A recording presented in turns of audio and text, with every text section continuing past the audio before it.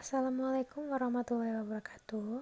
Kami dari kelompok 12 yang beranggotakan saya sendiri Intan Jayadina Indar dan rekan saya yang bernama Dewi Endah Safitri ingin mencoba menjelaskan tentang perkembangan akuntansi di Indonesia.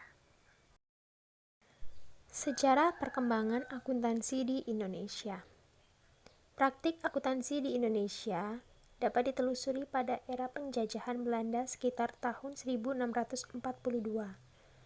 Jejak yang jelas berkaitan dengan praktik akuntansi di Indonesia dapat ditemui pada tahun 1747, yaitu pada praktik pembukuan yang dilaksanakan Ampion Society yang berkedudukan di Jakarta. Pada era ini, Belanda mengenalkan sistem pembukuan berpasangan perusahaan VOC milik Belanda yang merupakan organisasi komersial utama selama masa penjajahan memainkan peranan penting dalam praktik bisnis di Indonesia selama era ini. Kegiatan ekonomi pada masa penjajahan meningkat cepat selama tahun 1800-an dan awal tahun 1900-an. Banyak yang menanamkan modalnya di Indonesia. Internal yang sudah berada di Indonesia pada tahun 1896 dan orang pertama yang melaksanakan pekerjaan audit adalah Van Schaijen yang dikirimkan ke Indonesia pada tahun 1907. Pengiriman Van merupakan titik tolak berdirinya jawatan akuntan negara yang terbentuk pada tahun 1915. Orang Indonesia pertama yang bekerja di bidang akuntansi adalah J.D. yang diangkat sebagai pemegang buku pada jawatan akuntan pajak pada tanggal 21 September 1929. Kesempatan bagi akuntan lokal mulai muncul tahun 1942 sampai 1945 dengan mundurnya Belanda dari Indonesia. Tahun 1947 hanya ada satu orang akuntan yang berbangsa Indonesia, yaitu Profesor Dr. Abu Tari. Pendidikan dan pelatihan akuntansi masih didominasi oleh sistem akuntansi model Belanda. Atas dasar nasionalisasi dan kelangkaan akuntansi Indonesia pada akhirnya berpaling ke praktik akuntansi model Amerika. Model ini mampu berbaur dengan akuntan model Belanda, terutama yang terjadi di lembaga pemerintah. Pada tahun 1970, semua lembaga harus mengadopsi sistem akuntansi model Amerika. Pada pertengahan tahun 1980-an, sekelompok teknokrat muncul dan memiliki kepedulian terhadap reformasi ekonomi dan akuntansi, yang berusaha untuk menciptakan ekonomi kompetitif dan lebih berorientasi pada pasar dengan dukungan praktik akuntansi yang baik. Yang selanjutnya yaitu kerangka institusional dan legislatif. Secara yuridis, kerangka regulasi bisnis di Indonesia merefleksikan dua pengaruh. Untuk pengaruh yang pertama yaitu beberapa undang-undang masih didasarkan pada undang-undang era kolonial Belanda. Dan untuk pengaruh yang kedua, beberapa undang-undang dikeluarkan pada era setelah kemerdekaan. Pada era setelah kemerdekaan, aturan yang mempengaruhi aktivitas bisnis komersial dibentuk melalui keputusan presiden dan regulasi yang dikeluarkan oleh lembaga pemerintah. Aturan tersebut adalah sebagai berikut. Nah, yang pertama yaitu Commercial Code 1847 dan yang kedua Undang-Undang Perseroan Terbatas Nomor 1 Tahun 1995. Yang ketiga yaitu Peraturan Pemerintah Nomor 64 Tahun 1999 tentang Laporan Keuangan Perusahaan. Dan yang keempat yaitu Undang-Undang Pasar Modal Nomor 8 Tahun 1995 dan yang terakhir Undang-Undang Perbankan Nomor 7 Tahun 1992 diubah dengan Undang-Undang Nomor 19 Tahun 1998. Pelaporan keuangan dan persyaratan pengungkapan.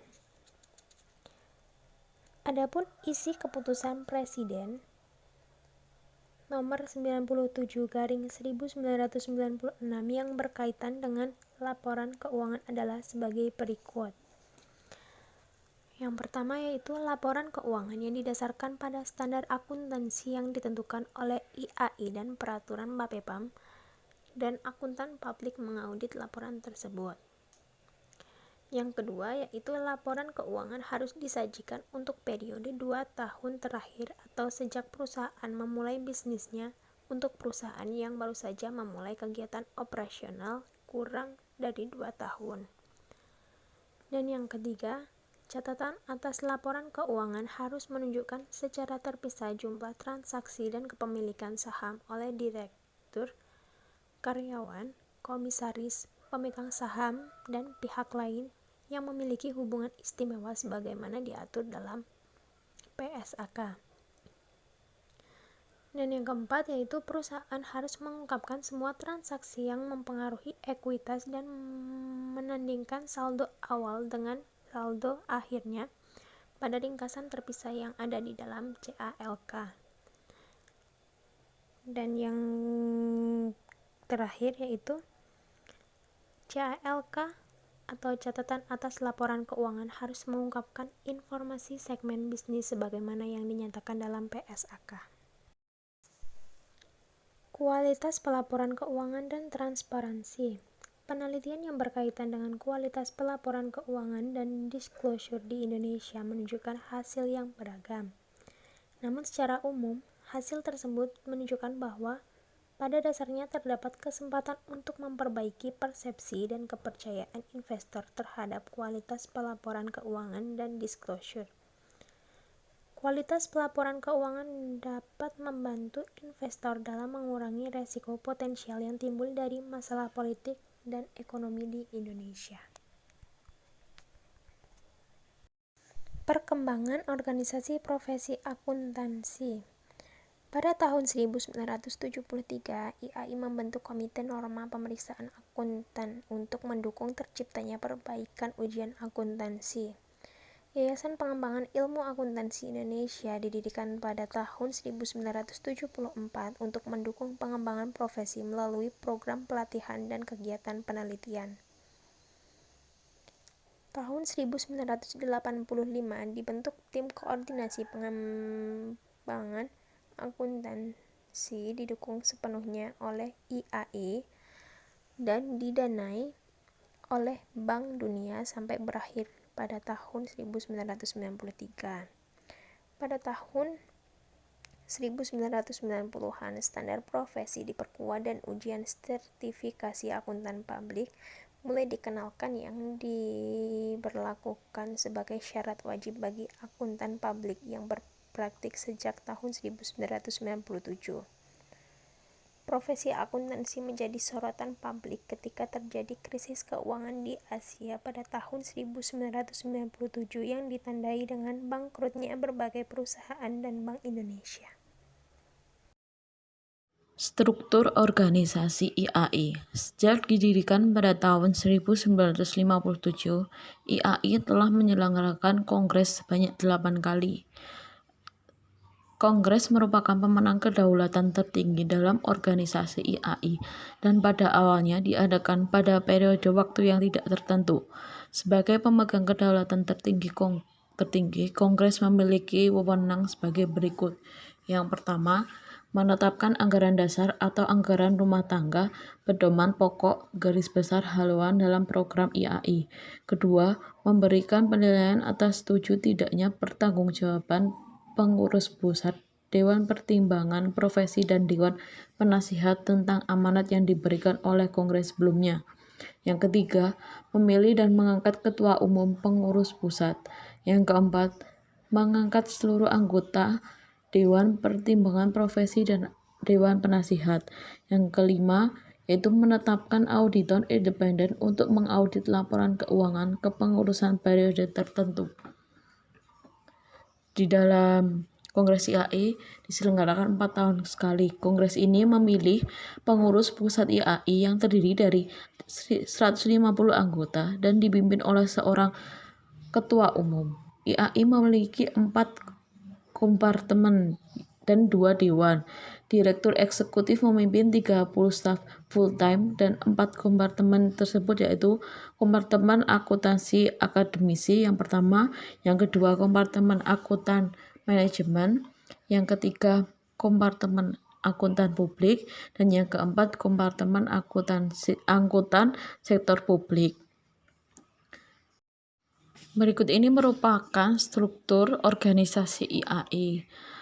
Secara yuridis, anggotaan IAI dapat diklasifikasikan ke dalam ketiga kelompok. Yang pertama, anggota biasa, yaitu anggota yang memiliki nomor register. Yang kedua, anggota luar biasa, yaitu anggota yang memiliki gelar sarjana ekonomi jurusan program studi akuntansi atau yang serupa sesuai peraturan perundang-undangan yang berlaku, atau perusahaan pengguna jasa profesi akuntan atau organisasi lain yang terkait dengan profesi akuntan. Dan yang ketiga yaitu anggota kehormatan, yaitu warga negara Indonesia yang telah berjasa bagi perkembangan profesi akuntansi di Indonesia. Selanjutnya, standar akuntansi di Indonesia. Selama 3 dekade, pelaporan keuangan di Indonesia telah mengalami perkembangan secara substansial. Indonesia telah melakukan berbagai perubahan dalam mengadopsi standar akuntansi keuangan dan sekarang ini mengadopsi standar akuntansi internasional IFRS. Untuk yang lebih jelas, yang pertama ada evolusi standar akuntansi keuangan di Indonesia. Sebelum tahun 1973, persyaratan pelaporan keuangan didasarkan pada pedoman-pedoman yang dikeluarkan Kitab Undang-Undang Hukum Dagang yang hanya menghendaki adanya sistem pembukuan yang cukup.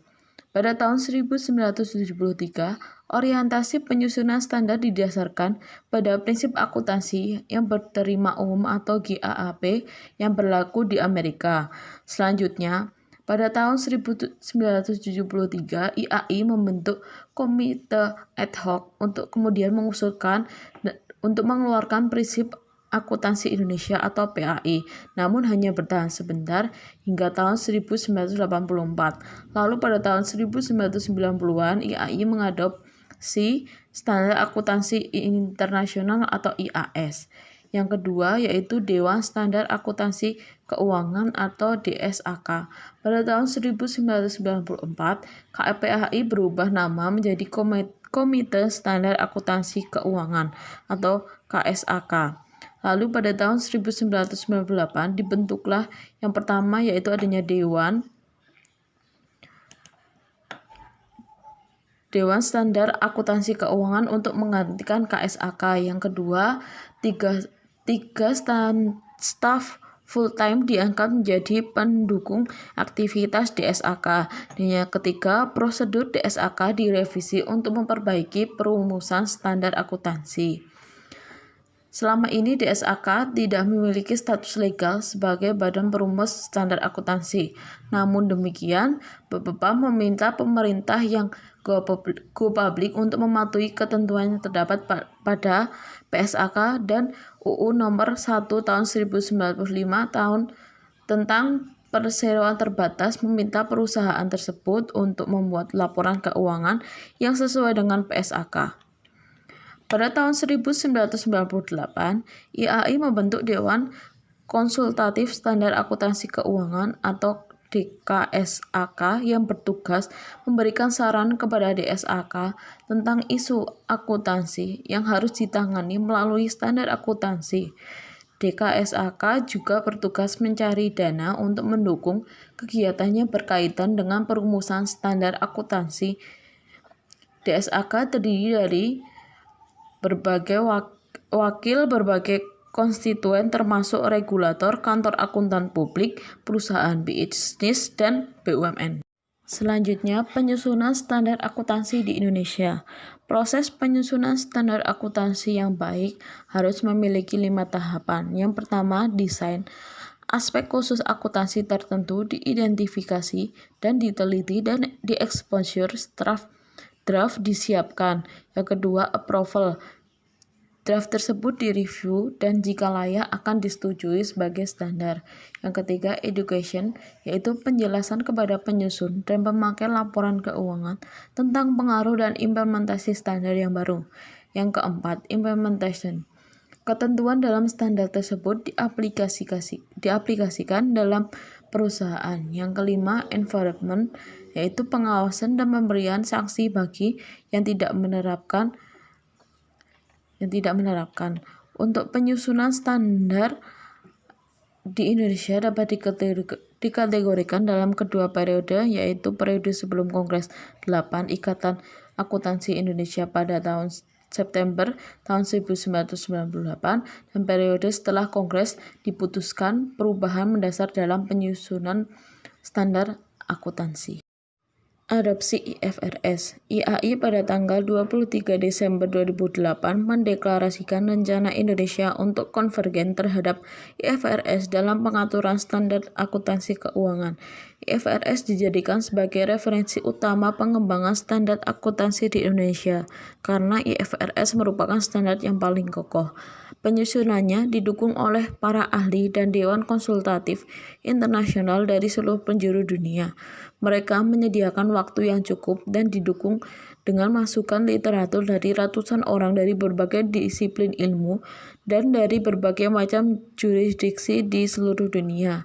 Dengan dideklarasikannya pada tahun 2012, seluruh standar yang dikeluarkan oleh Dewan Standar Akuntansi Keuangan IAI akan mengacu pada IFRS dan diterapkan oleh entitas. Per Januari 2014, IAI telah mengesahkan beberapa adopsi IFRS dan revisi SAK berbasis IFRS.